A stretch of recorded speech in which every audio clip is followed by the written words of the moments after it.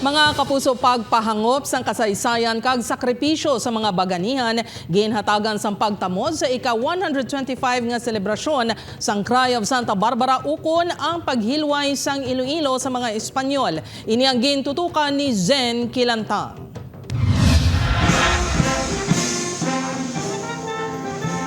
Nagpatigayon sang flag raising ceremony kag naghaladman sang bulak sa estatwa ni General Martin Chofilo Delgado kadungan sa pagdumdum sang ika-125 nga tuig sang Cry of Santa Barbara. Nangin makasaysayan ang November 17, 1898 bangod diri nagumpisa ang revolutionary government sa Visayas sa pagpanguna ni General Martin Delgado. Diri ginpakita ang kaisog sa mga Ilonggo agud maangkon ang kahilwayan batok sa mga Espanyol.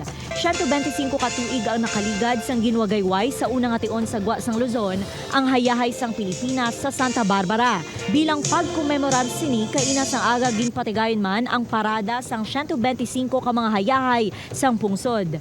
Nagsumikap ang ating mga ninuno para magkaroon tayo ng identity.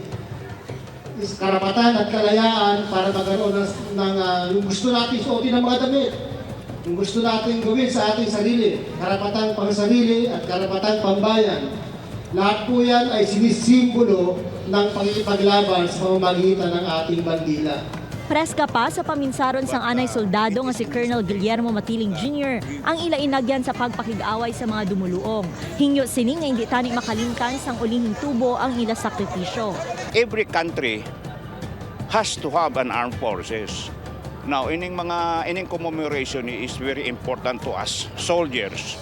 Maski retired na kami, we are still soldiers because during times of great challenge, ang soldado ang nagalid para nga magdaog kita kontra sa mga nagaapigo sa aton. Gani ang grade 12 students nga Sunday Julie kag Cyril ginahibalugid ang kasaysayan kag ginapabugal ang sakripisyo sa mga baganihan. Pag-recognize sa mga sacrifices sa ginubra sa aton mga baganihan sang una, no? Kung wala nila to ginubra, wala kita subong sang Santa Barbara. Well, for me lang, it's very important po talaga na ma-remember yun kasi part yun ng culture natin. Lakip man sa aktibidad ang Kahilwayan Food Festival kag Pintura Catmon Group Exhibit. Upod kay Cirilo Randuque, Zen Kilantang, One Western Visayas.